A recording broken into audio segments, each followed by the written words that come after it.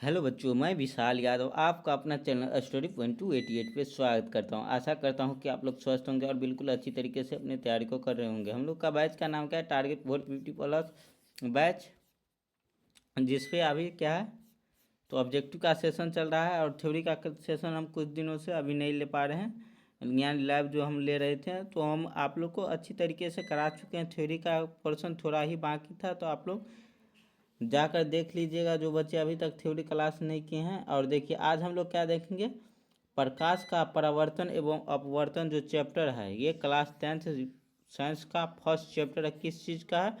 तो साइंस का एनसीईआरटी वाला है। क्या? एनसीईआरटी का जो फर्स्ट चैप्टर है साइंस का, वही प्रकाश का परावर्तन एवं अपवर्तन चैप्टर, उसी को हम लोग देख रहे थे। आज पार्ट 2 होगा। यह आप लोग के एग्ज़ाम के लिए बहुत ही इम्पोर्टेंट है। यह आप लोग को पता है, यह चैनल है 1,75,000 सब्सक्राइबर होने के कगार पर है, लेकिन अभी यह चैनल डाउन चल रहा है। देखिए, एक महीने के मात्र $3 ही अर्निंग है, तो आप लोग थोड़ा सपोर्ट कीजिए और टेलीग्राम से जुड़ जाएगा। टेलीग्राम का स्कैनर अभी आप लोग को दे देते हैं। यहाँ आप लोग को नोटिफिकेशन मिलता रहेगा प्रत्येक वीडियो का। इसको स्कैन करके आप लोग जुड़ जाइएगा। स्कैन करके आप लोग जुड़ जाइएगा।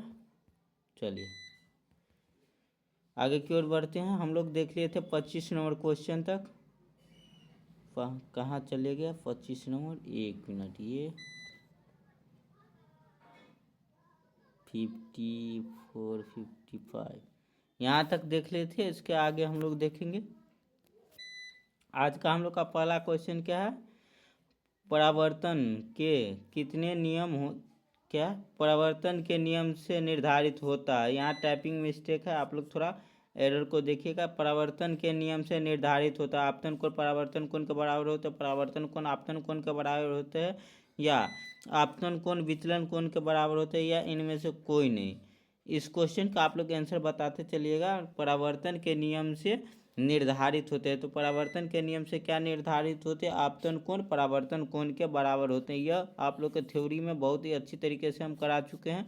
जितने नए बच्चे होंगे चैनल को सब्सक्राइब कर लीजिएगा, नए पुराने मिलकर वीडियो को लाइक और वीडियो को शेयर कर दीजिएगा। इम्पोर्टेंट क्वेश्चन का सीरीज हम लेकर चल रहे हैं। प्रत्येक चैप्टर बाय चैप्टर आप लोग के साथ हम लेकर आ रहे हैं। चलिए अगला क्वेश्चन की ओर चलते हैं। अगला क्वेश्चन क्या है? काल्पनिक प्रतिबिंब होता है सीधा, उल्टा, दोनों, या इनमें से कोई नहीं। काल्पनिक प्रतिबिंब कैसा होता है? सीधा होता है, या उल्टा होता है, या दोनों होता है, या इनमें से कोई नहीं होता। तो काल्पनिक प्रतिबिंब हर हमेशा क्या आता है? तो सीधा होता है। क्या होता है? काल्पनिक प्रतिबिंब कैसा होता है? हर हमेशा सीधा ही बनता है। यानी इस क्वेश्चन का भी हम लोग का आंसर ए आ जाएगा। ये 27 नंबर क्वेश्चन है। आप लोग के एग्जाम के लिए बहुत ही इंपॉर्टेंट क्वेश्चन का सीरीज है, तो आप लोग देखना नहीं भूलिएगा। चलिए आगे की ओर चलते हैं। अगला क्वेश्चन क्या है? लेंस में मुख्य फोकस की संख्या कितनी होती है? लेंस में मुख्य फोकस की संख्या कितनी होती है? 2, 1, 3, 4। लेंस में मुख्य फोकस की संख्या कितनी होती है? 2, 1, 3, 4। तो लेंस में कितनी होती है? मात्र एक लेंस होती है। नेत्र में कितने लेंस होते हैं? कितने फोकस होते हैं लेंस में? तो एक होते हैं, मात्र एक। ये सॉरी, दो होता है। फोकस दो होता है। आप लोग को बताए थे इस तरह से लेंस रहता है, तो दोनों साइड इधर F1 रहता है, F1, और इस तरफ F2 होता है। यानी सॉरी, इस क्वेश्चन का दो आंसर आ जाएगा। इस क्वेश्चन का ए आंसर आ जाएगा हम लोग का। लेंस में मुख्यतः दो फोकस होते हैं। चलिए आगे की ओर चलते हैं। अगला क्वेश्चन क्या है? सर्च लाइट का परावर्तक सतह होता है। सर्च लाइट का परावर्तक सतह होता है उत्तल, अवतल, समतल, या इनमें से कोई नहीं। उत्तल, अवतल, समतल, या इनमें से कोई नहीं। सर्च लाइट का परावर्तक सतह कैसा होता है? तो सर्च लाइट का परावर्तक सतह अवतल होता है। क्या होता है? अवतल होता है। आप लोग को थ्योरी का क्लास बहुत अच्छे तरीके से हम करा चुके हैं। आप लोग प्ले लिस्ट में जाकर देख लीजिएगा। ये 29 नंबर क्वेश्चन था। चलिए अगला क्वेश्चन की ओर चलते हैं। आप लोग वीडियो को शेयर कर दीजिएगा ताकि दूसरे बच्चे तक भी पहुंच सके, और वो भी ये 450 प्लस का जो टारगेट है वहां तक पहुंच सके। 450 प्लस करना यानी टॉपर बनना। क्या? TOPPER, टॉपर बनना। चलिए, दाढ़ी बनाने में कौन सा दर्पण का प्रयोग होता है यानी उपयुक्त होता है? समतल, उत्तल, अवतल या इनमें से कोई नहीं। जिस दर्पण में वस्तु का प्रतिबिंब बड़ा दिखाई देगा वही दर्पण का दाढ़ी बनाने में प्रयोग किया जाता है। तो आप लोग को पता है कि अवतल दर्पण का दर्पण में वस्तु का प्रतिबिंब बड़ा बनता है, तो दाढ़ी बनाने में किस चीज़ का प्रयोग किया जाता है? तो अवतल दर्पण का ही उपयोग किया जाता है। चलिए आगे की ओर चलते हैं। अगला क्वेश्चन क्या है? प्रकाश के अपवर्तन के कितने नियम होते हैं? प्रकाश के अपवर्तन के कितने नियम होते हैं? 1, 2, 3, 4। प्रकाश के अपवर्तन के कितने नियम होते हैं? 1, 2, 3, 4। तो प्रकाश के अपवर्तन के कितने नियम होते हैं ये आप लोग बताते चलेगा। 2 होते हैं। ये आप लोग को बहुत अच्छे तरीके से बताए थे। प्रकाश के अपवर्तन के 2 नियम होते हैं और प्रकाश के परावर्तन के भी 2 नियम होते हैं। आप लोग को अच्छी तरीके से हम बताए थे। चलिए अगला क्वेश्चन की ओर देखते हैं। किसी माध्यम के अपवर्तनांक का मान होता है। किसी माध्यम के अपवर्तनांक का मान क्या होता है? साइन आई बराबर साइन आर, साइन आर बराबर sine i, yes sorry sine i by sine r, sine r by sine i, या साइन आई गुने साइन आर, या sine i plus sine r. ये आप लोग को हम बताए थे अनुपात वाले जो आप लोग देखे थे। आपतन कोण की जया और परावर्तन कोण की जया एक अनुपात होता है, इसी पे ये रिलेटिव है। किसी माध्यम के अपवर्तनांक का मान कैसा होता है? इस क्वेश्चन का आप लोग आंसर बताते चलेगा। तो इसका आंसर आ जाएगा सिग्मा आई बटे सिग्मा आर, यानी इस क्वेश्चन का आंसर ए आ जाएगा। क्या आ जाएगा? 34 नंबर क्वेश्चन का ए आंसर आ जाएगा। चलिए आगे की ओर चलते हैं। एक उत्तल लेंस होता है, एक उत्तल लेंस होता है, सभी जगह समान मोटाई क्या समान मोटाई का या बीच की अपेक्षा किनारे उसका मोटाई होता है, या किनारे की अपेक्षा बीच मोटाई होता है। उत्तल लेंस कैसा होता है?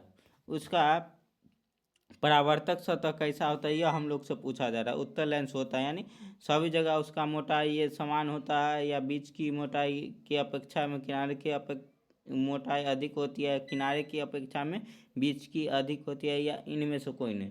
तो इस क्वेश्चन का हम लोग का आंसर सी आ जाएगा, किनारे की अपेक्षा बीच की मोटाई अधिक होती है। उत्तल लेंस में क्या होता है? किनारे की अपेक्षा बीच की क्या होती है? तो मोटाई अधिक होती है। यही उत्तल लेंस का ये क्या है? उत्तल लेंस इसी प्रकार का रहता है, और अवतल लेंस कैसा रहता है? तो अवतल लेंस इस प्रकार से रहता है, यानी दोनों साइड से अलग रहता है। चलिए आगे की ओर चलते हैं, अगला क्वेश्चन की ओर चलते हैं। अगला क्वेश्चन क्या? अवतल लेंस का आवर्धन बराबर होता है। अवतल लेंस का आवर्धन किसके बराबर होता है? यू बाय वी के, या यू वी के, या यू प्लस भी, या भी बाय यू। इस क्वेश्चन का आंसर बताते चलिएगा। अवतल लेंस का आवर्धन बराबर होता है, किसके बराबर होता है अवतल लेंस का आवर्धन? तो अवतल लेंस का आवर्धन हम लोग का वी बाई यू के बराबर होता है। किसके बराबर होता है? वी बाई यू के बराबर, यानी इस क्वेश्चन का हम लोग का आंसर क्या आ जाएगा? वी बाई यू, यानी इस क्वेश्चन का डी आंसर आ जाएगा। डी आंसर आ जाएगा। चलिए आगे की ओर चलते हैं, अगला क्वेश्चन की ओर देखते हैं। आप लोग जितने बच्चे अभी तक चैनल को सब्सक्राइब नहीं किए, सब्सक्राइब कर दीजिएगा। वीडियो को लाइक नहीं किए हैं, वीडियो को लाइक कर दीजिएगा, और वीडियो को शेयर करते रहिएगा ताकि दूसरे बच्चे भी अच्छी तरीके से तैयारी कर सके। गोलीय दर्पण का क्या अगला क्वेश्चन हम लोग का क्या है? गोलीय दर्पण में फोकसांतर एवं वक्रता त्रिज्या के बीच संबंध होता है। गोलीय दर्पण में फोकसांतरण एवं वक्रता त्रिज्या के बीच क्या संबंध होता है? आर बराबर 2f, या एफ बराबर आर, या एफ बराबर 2/r, या आर बराबर f/2। इस क्वेश्चन का आंसर बताते चलेगा। आप लोग को हम सिद्ध करके बताए थे।